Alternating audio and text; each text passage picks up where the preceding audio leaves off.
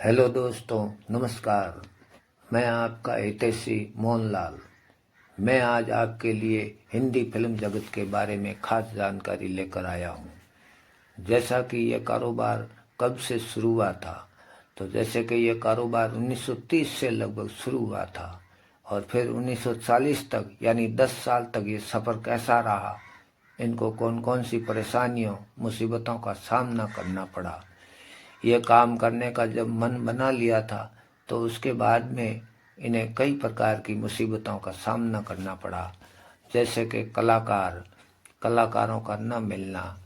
तो जैसे कलाकार इनके घर में ही, परिवार में ही हुआ करते थे, या फिर जो कलाकार काम करते थे उन्हीं को ये परिवार बना लेते थे, क्योंकि इनका आपस में विचारों का मिलना बहुत ज़रूरी होता था। और जो बाहर से जो कलाकार आते थे उनको भी कई प्रकार की मुसीबतों का सामना करना पड़ता था।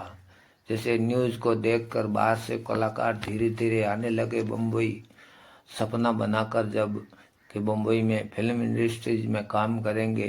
तो वहाँ आते ही उनको रहने के लिए परेशानी होती थी, खाने पीने के लिए होती थी, और जब तक काम न मिले तब तक कोई दूसरा काम करके काम चलाना पड़ता था। और काम सीखना भी बहुत ज़रूरी होता था। तो वहाँ आते थे तो काम सीखने के लिए वो फिल्म उद्योग में ही किसी एक्स्ट्रा ऑर्केस्ट्रा में या किसी विभाग में काम करने लग जाते थे, जिससे पैसा भी मिल जाता था और धीरे धीरे काम भी सीख जाते थे।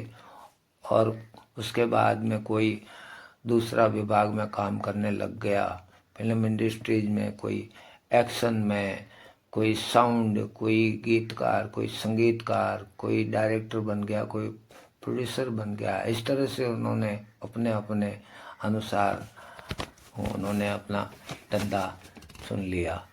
तो जब डायरेक्टर प्रोड्यूसर को कलाकार जैसे तैसे को प्रबंध करते थे, उनके बाद में नायिकाओं के लिए भी उनको परेशानियां झेलनी पड़ती थी। अव्वल तो नायिकाएं ये काम बदनाम है, इसलिए इसमें हर कोई काम करने को घर वाले इजाज़त नहीं देते थे। तो इनको तवाइफ के कोठों से वहाँ से राजी करके हीरोइनें लाई जाती थी और उनको काम कराया जाता था। फिर इनके पास धन की व्यवस्था की करनी पड़ती थी। तो अव्वल तो कोई धन लगाना नहीं चाहता था, और जब प्रोजेक्ट देखते थे कि कौन सा प्रोजेक्ट है, लोग कौन सा देखने को पसंद करते हैं, तो जैसे रामायण है, महाभारत है, सती सावित्री है, सती अनसुईया है, राजा हरिश्चंद्र है, या फिर किसी इतिहास में जैसे कोई मुगल है, मुगल का सामना करते हुए राजपूत है, इस तरह के प्रोजेक्ट बनाए जाते थे जिन्हें लोग ज़्यादा पसंद करते थे। उनके बाद में धीरे धीरे इन्होंने कल्पना से कहानी बनाना शुरू किया। वो भी खास करके रामायण पर भी ही ये कल्पना करके कहानी बनाते थे कि एक राम होता है, एक रावण होता है, और एक सीता होती है, जिसका अपहरण रावण करता है। तो फिर बाद में भाई साथ देता है, और हनुमान जी जैसा भक्त जो होता है वो भी साथ देता है।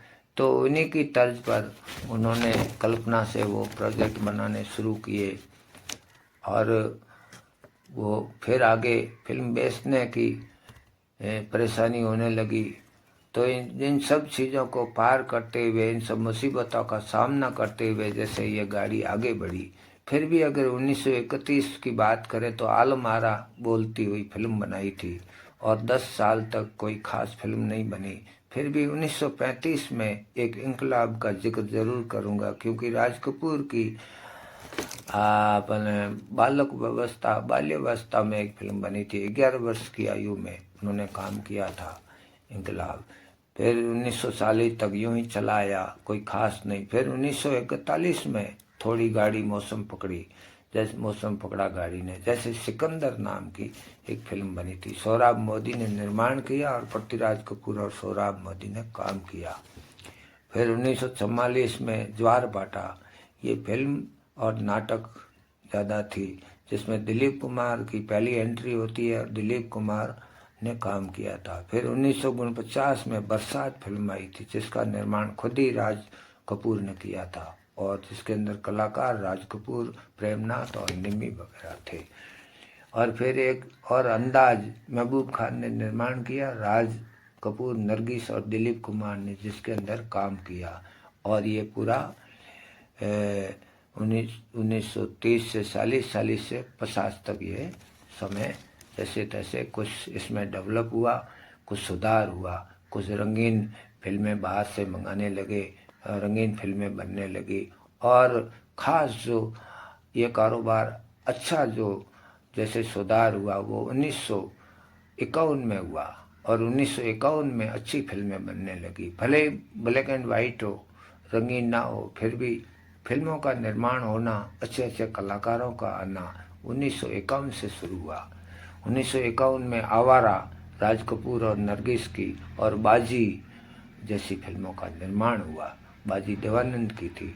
इनका मैं जिक्र कर रहा हूँ कि ये 1951 से 1960 तक ऐसी जानी मानी फिल्में आई थी, यानी कि उनका हम नाम लेते हैं तो हमारी जुबान पर याद रहता है। और अभी भी जो सिनेमा घरों में लगती है तो जिनको देखने को मन करता, क्योंकि लोगों को देखी हुई है, अभी भी 80-90 के दशक के लोगों की देखी हुई है, जिनके जहन में अभी भी नाम याद है और जिन्होंने नाम भी कमाया, उनके गाने भी रेडियो पर बजते रहते थे। 52 में आई थी आन दिलीप कुमार की, बेजू बावरा भारत भूषण की। 53 में आई थी 2 बीघा जमीन, फुटपाथ, आहा में राज कपूर और नरगिस ने काम किया था। 1954 में आई थी नागिन, जिसका गीत आज भी लोग पसंद करते हैं, तन डोले मेरा मन डोले, लता मंगेशकर का गाया हुआ, हेमंत कुमार की तर्ज पर था। और आर पार और अमर जैसी फिल्में आई। 1955 में आई थी श्री 420 राज कपूर की, और आजाद, उड़न खटोला और देवदास दिलीप कुमार की। देवदास कौन कम वक्त जीने के लिए पीता है, मैं तो इसलिए पीता हूँ कि एक सांस ले सकूं। फिर 1957 में मदर इंडिया, जिसमें नरगिस, सुनील दत्त, राजेंद्र कुमार, राजकुमार जैसे कलाकारों से सजी हुई थी, जिनको कई अवार्ड मिले। 1957 में मदर इंडिया। नया दौर, प्यासा, 2 आंखें 12 हाथ जैसी फिल्मों की लाइनें लग गई, सुपरहिट फिल्मों की। तुम सा नहीं देखा, भाभी, 9-2-11। फिर 1958 में मधुमती, सल्ती का नाम गाड़ी, अशोक कुमार, किशोर कुमार, अनूप कुमार, दिलीप कुमार, वैजंती माला, राजेंद्र कुमार, धर्मेंद्र और जैसे राजेंद्र कुमार, अशोक कुमार, राज कपूर, राजकुमार और देवानंद जैसे फिल्मों जैसे कलाकारों ने काम करना शुरू किया। और कलाकार प्रसिद्ध होने लगे, धीरे धीरे लोगों को याद रहने लगे कि ये सुपरहिट कलाकार है, इनका काम अच्छा है, ये फिल्में अच्छी है, इनका गाना अच्छा है। फिर 1959 में अन्नाडी पैगाम में राजकुमार और दिलीप कुमार दोनों ने साथ में काम किया था। धूल का फूल, उजाला में शम्मी कपूर और राजकुमार ने एक साथ काम किया था। तो ये कैरियर सफ़र जो काफ़ी इसमें ये सफ़र अच्छा रहा था। तो ये था साल 1950 से 60 तक का सफ़र, जिसमें फिल्में भी अच्छी बनी और काफ़ी बहुत अच्छी चली थी। तो ये मैंने शुरुआत से 1959 तक का फिल्मी सफ़र के बारे में आपको जानकारी साझा की।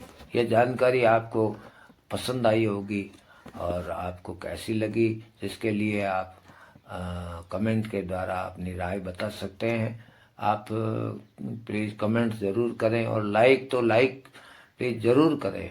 लाइक करने से हमको हिम्मत बढ़ती है और वीडियो बनाने में भी कुछ जोश बनता है। और आप इसी तरह जानकारी के लिए हमारे चैनल को सब्सक्राइब भी ज़रूर करें। तो आपसे अनुरोध है कि ये 3 काम आप ज़रूर करें। लाइक ज़रूर करें और चैनल को सब्सक्राइब करें। हो सके तो आप कमेंट में कुछ भी लिख दें, लेकिन आप ये काम ज़रूर करें, ये मेरा आपसे अनुरोध है। आपने पूरा वीडियो देखा, जिसके लिए आपका बहुत बहुत धन्यवाद। और मैं मिलते हैं अगले वीडियो में, जब तक के लिए नमस्कार, धन्यवाद।